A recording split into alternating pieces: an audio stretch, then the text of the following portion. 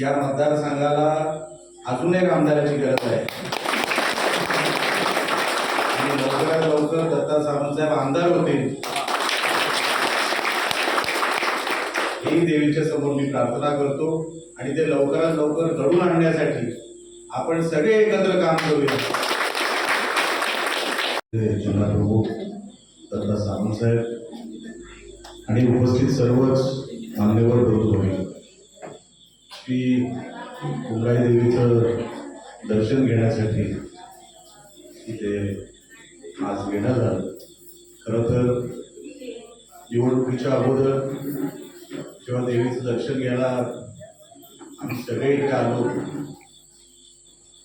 तेव्हा आमदार नव्हतो आणि देवीचं दर्शन घेतलं आज आमदार आहे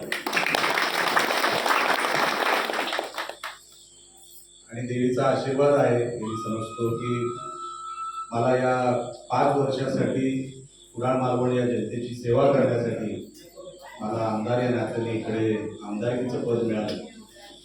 खरं तर सन्माननीय दत्ता सामंत साहेबांचं याच्यामध्ये मोठं योगदान आहे, सर्वात मोठं योगदान आहे असं म्हटलं तरी काही चुकीचं ठरणार नाही।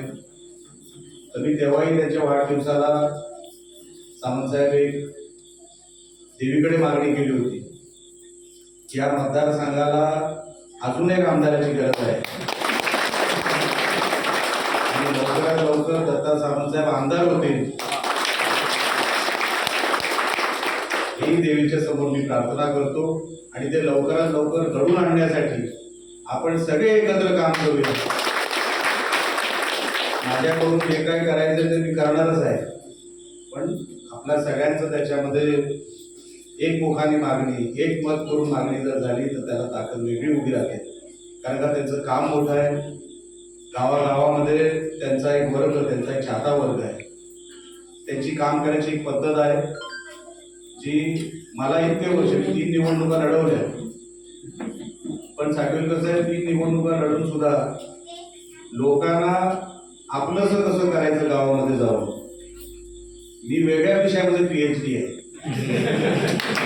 ह्या विषयामध्ये PhD आहे की एकदा त्यांच्या समोर माणूस बसला, सोबत बसला की तो उभाटाचा जरी असला, कुठल्या परदेशाचा जरी असला तरी तो परत आपल्याला शिवसेनेतच काम करायचं आहे अशा उद्देशाने त्यांना सगळं सांगून आणि महाभारतातली उदाहरणं, रामायणातली उदाहरणं, सगळी उदाहरणं जोडून काय करतील ना, मी अजूनही त्यांचा विद्यार्थी बरोबर की हे सगळं हे साधारण काम नाही साहेब।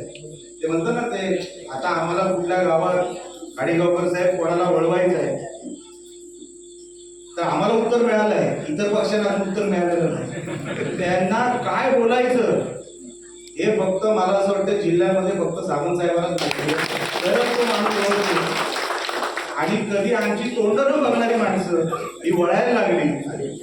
हे सन्माननीय सामंत साहेब हे तुमचं श्रेय आहे, हे तुमच्याकडून कोणच घेऊन जाऊ शकत नाही आणि जिल्ह्यामध्ये आपल्यासारखं नेतृत्व हे दुसरं नाही। खरोखर सांगतो, मी कोकणात काम करणारा माणूस आहे, महाराष्ट्रभर मी राणे साहेबांपुढे फिरणारा माणूस आहे। असं काम आणि एवढे प्रवेश, आज 3 प्रवेश आणि 2 प्रवेशाचा कार्यक्रम झाला, त्या दोन्ही प्रवेशाच्या कार्यक्रमामध्ये मी हेच बोललो, आज शिवसेनेमध्ये सर्वात जास्त कुठला जिल्हा प्रमुख जर प्रवेश घेत असेल शिवसेनेमध्ये तर महाराष्ट्रामध्ये 1 किंवा 2 नंबरवर असंच देवी करो जे माझे शब्द आहेत तुमच्या आमदारकीबद्दल, तुम्ही किती जरी नाही म्हणालात तरी ते आम्ही काही ना काही करून ते आम्ही तुम्ही माझ्यासाठी तरी देवासारखे उभे राहिलात 2024 मध्ये। नाहीतर आज ज्याची तुम्ही प्रशंसा करता की निलेश राणे सभागृहात असं भाषण करतो ते पोहोचवण्यामध्ये सभागृहापर्यंत तुम्हीच जबाबदार आहात, नाहीतर ही कलाकारी कळली नसती। निलेश राणे असाही आहे, नाहीतर निलेश राणे तसाही तुम्हाला माहिती, पण असाही आहे हे कोणाला दिसलं नसतं। म्हणून सामंत साहेब मी मनापासून मी सदैव तुमचा ऋणी राहील, आपल्या सगळ्यांचा मी ऋणी राहील। या कार्यक्रमात आपण बोलवलं त्याबद्दल मनापासून आपल्याला शुभेच्छा देतो आणि इथेच थांबतो। जय हिंद, जय महाराष्ट्र।